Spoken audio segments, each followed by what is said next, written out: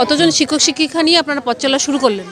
আমরা প্রথমত total staff আছে আমাদের 15 জন, তার মধ্যে 2 জন আমরা মাসি রাখছি, আর 6 জন হচ্ছে ম্যাডাম, আর বাকিগুলো হচ্ছে স্যার।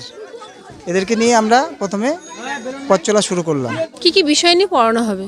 জ্ঞানের আলো বিদ্যাপীঠ স্কুলে আমাদের বাংলা এবং ইংলিশ কম্বাইন স্কুল আমরা করেছি।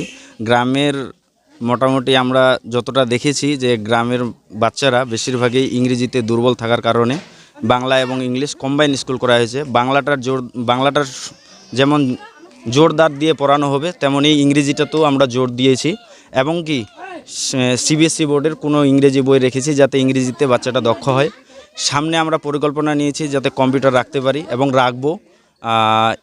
আর হচ্ছে ভবিষ্যতে ওই যেটা বললাম যে ডে আবাসিক করব এগুলা করার আমাদের পরিকল্পনা রয়েছে। জ্ঞানের আলো বিদ্যাপীঠের পথ চলা শুরু হয়ে গেল উত্তর দিনাজপুর জেলার কালিয়াগঞ্জের 4 নম্বর বোচাডাঙ্গা গ্রাম পঞ্চায়েতের পূর্ব আনাউন এলাকায়। আমাদের জ্ঞানের আলো বিদ্যাপীঠের প্রথমে জাতীয় পতাকা উত্তোলন করলেন আমাদের বিশিষ্ট শিক্ষক, প্রাক্তন শিক্ষক, রাষ্ট্রপতি পুরস্কারপ্রাপ্ত কালীরঞ্জন চৌধুরী। উনি পতাকা উত্তোলন করলেন, তারপরে ফিতা কেটে আমাদের স্কুল শুভ উদ্ঘাটন করলেন। বলছিলাম আপনাদের এই গ্রামটা তো একেবারেই পিছিয়ে পড়া, এবং দেখছিলাম যে এই রাস্তার প্রায় 2 থেকে 4 কিলোমিটার কোনো দোকানপাটও নেই, একেবারেই গ্রাম বলা চলে। কি বলবেন এই গ্রামের মধ্যে এত সুন্দর একটা স্কুল?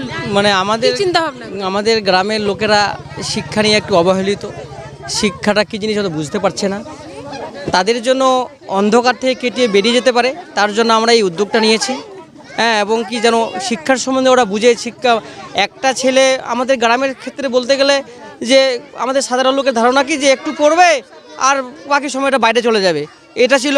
কিন্তু আমরা এটা যে এই জিনিসটা যেন না হয়, আমরা ভাবছি যে আমাদের গ্রামে যদি একটি স্কুল করা যায়, বা স্কুলটা যে আমরা করেছি, এই স্কুলটাকে দেখে 2-4টা লোক ভাববে যে না, আমারও বাচ্চাটাকে একটু আমি পড়াই, ভবিষ্যতে যদি মানুষ করা যায়, এই চিন্তা ভাবনাটা নিয়ে আমরা স্কুলটাকে দাঁড় করিয়েছি। আপনাদের স্কুলের আগামী দিনে কি হোস্টেলের কোনো ব্যবস্থা রাখবেন?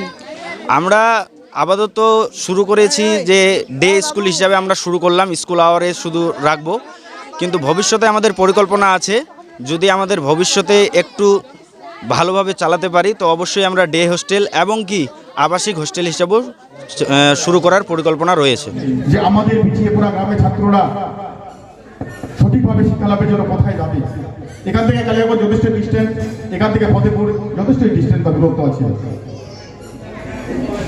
আর সত্যি কথা বলতে গেলে আমি একজন প্রাইমারি স্কুলের শিক্ষক, কিন্তু সরকারি স্কুলের যা পরিস্থিতি, তাতে মানুষ বাধ্য হচ্ছে শিক্ষাটাকে পণ্য হিসেবে গণ্য করার জন্য। শিক্ষাটাকে আজকে আমাদের কিনতে হতে, এটা অস্বীকার করে উপায় নেই। বাধ্য করছে আমাদেরকে শিক্ষাটা পণ্য হিসেবে কিনতে। সরকার বলুন, দুই সরকারি বলুন, এক সরকারে বলুন না, দুই সরকারি বলুন, শিক্ষা ব্যবস্থা কেমন যেন উদাসীন মনোভাব। স্কুল সম্বন্ধে বলবো, আমাদের স্কুল প্রতিষ্ঠান হচ্ছে আনাউন, পূর্ব আনাউন। আমাদের স্কুলের নাম জ্ঞানের আলো বিদ্যাপীঠ। এই স্কুল আমাদের অনেক দিনের চিন্তা ভাবনা ছিল। আমাদের গ্রামের লোক পিছিয়ে পড়া, শিক্ষার সম্বন্ধে অবহেলিত, শিক্ষার গুরুত্ব বুঝতো না।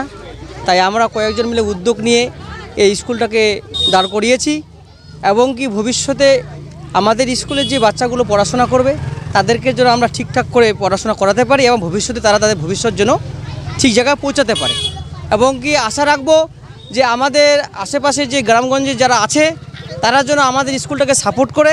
দাদা আপনারা স্কুলটা চালু করলেন, আমরা চাচ্ছি যে যারা গ্রামের মানুষ, বিশেষ করে যারা মেহনতি মানুষ অনেক আছে, যারা খুব রুজি রোজগার কম, যাদের পয়সা করে কম, তারা হয়তো টাউনের স্কুলে বেশি পয়সা দিয়ে পড়াশোনা করাতে পারে না।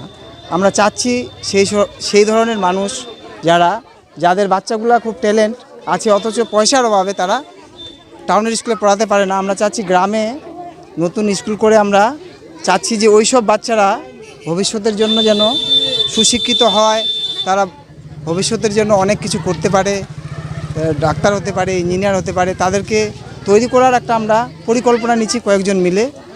কতজন ছাত্রছাত্রীকে নিয়ে আপনার পথ চলা শুরু করলেন? মোটামুটি তো আমাদের স্টুডেন্ট এখন 130+। 130+ স্টুডেন্ট বর্তমানে। আপনাদের স্কুলে আসার যোগাযোগ ঠিকানা এবং ফোন নাম্বার। আমাদের স্কুলে আসার জন্য পূর্ব আনাউন পোস্ট অফিস হচ্ছে তরঙ্গপুর, থানা কালিয়াগঞ্জ, জেলা উত্তর দিনাজপুর। পীরপুকুর থেকে 3 কিলোমিটার ভিতরে আসতে হবে, আর ফতেপুর থেকে মোটামুটি 2.5 থেকে 3 কিলোমিটার ভিতরে আসতে হবে, আর হলদিবাড়ি থেকে মোটামুটি 1 কিলোমিটার ভিতরে আসতে হবে, ভিতরে বলতে পশ্চিম দিকে।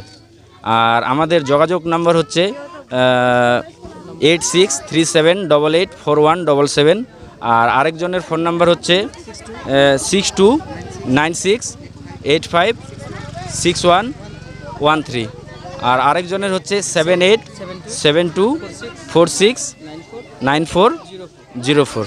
এইসব নাম্বারে আমাদের যোগাযোগ করলে যে কোনো সময় আমাদের স্কুল কর্তৃপক্ষ অবশ্যই আপনাদের সহযোগিতা করতে এখনো কি ভর্তি বাধ্য। চলছে? হ্যাঁ, এখনো ভর্তি চলছে। স্কুলই হোক আর বেসরকারি স্কুল, পঠন পাঠন ঠিক না হলে সেই স্কুলের মান থাকে না।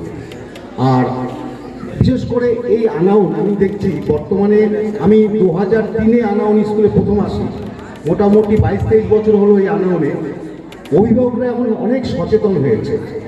আগে এত অভিভাবক আমার স্কুলে আসতো না, এত ছাত্রের গার্জিয়ানরা আমার স্কুলে আসতো না, সারা বছর একবার ভর্তি করে দিয়ে চলে যেত। কিন্তু এখন প্রতিনিয়ত যোগাযোগ করে, তার মারা, বিশেষ করে মারা বাবারা যারা যারা পড়াশোনায় ভালো, তাদের খোঁজখবর নেয়, পড়াশোনা কেমন হচ্ছে কি হচ্ছে, এই জিনিসটা খুব ভালো।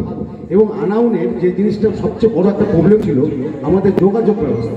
এই যোগাযোগ ব্যবস্থাটা কালিয়াগঞ্জের সঙ্গে যোগাযোগ করতে গেলে 5-6 কিলোমিটার রাস্তাঘাটও ভালো ছিল না, এখন সবই ভালো হচ্ছে। এই যে মাস্টারমশাই বললেন যে একটা বাচ্চাকে আমরা কালিয়াগঞ্জে বা রায়গঞ্জে বা ফতেপুরে যে কোনো জায়গায় যা পাঠাই, শিক্ষার জন্য হোক, কোনো কিছু শেখার জন্য হোক, এই যে সময়টা নষ্ট হয়ে যাচ্ছে। একটা বাচ্চার প্রথমেই সময় চুরি হয়ে যাবে আপনার ঘন্টা 3, 1.5 ঘন্টা যেতে, 1.5 ঘন্টা আসতে। এই 3 ঘন্টা সময় প্লাস হচ্ছে খাদ্য, মানে একটা টিফিন, একটা ভালো খাবার ছেলেদের হাতে তুলে দেওয়া যাচ্ছে। এর জন্যে ভুক্তভোগী কিন্তু বাচ্চারাই হচ্ছে। সেটা যদি আমাদের একদম বাড়ির কাছে স্কুলটা হয়, সবাই যদি এখানে পড়াশোনা করে, হ্যাঁ, তাহলে শিক্ষার মান বাড়বে।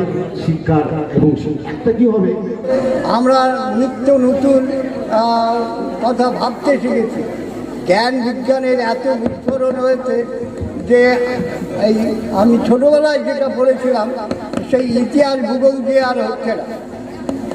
এখন কম্পিউটারের যুগ, কম্পিউটার পড়তে হবে, নানান রকমের আবিষ্কার হচ্ছে।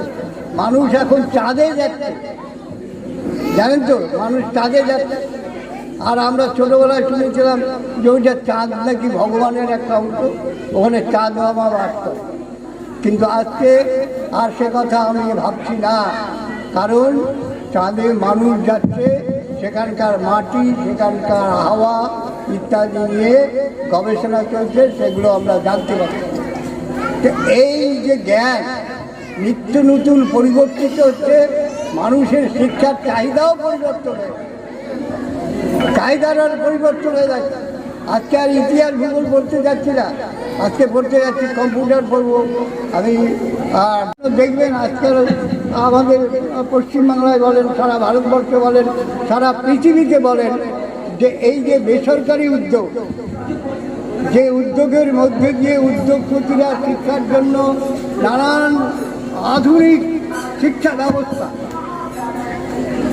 সেগুলো নিয়ে আসবে, শ্রেণীকক্ষে এমন শিক্ষা ব্যবস্থা কায়েম করবে যেটা সরকারি বিদ্যালয়ে হয়তো করবার সরকারেরই সামর্থ্য, এবং সেই শিক্ষা গ্রহণ করে নানান গবেষণার মধ্য দিয়ে হচ্ছে আমরা আরও নতুন নতুন যুগে পৌঁছাবো, এমন জায়গায় পৌঁছাবো যে আমাদের যে বিশ্ব ব্রহ্মাণ্ড, যেখানটায়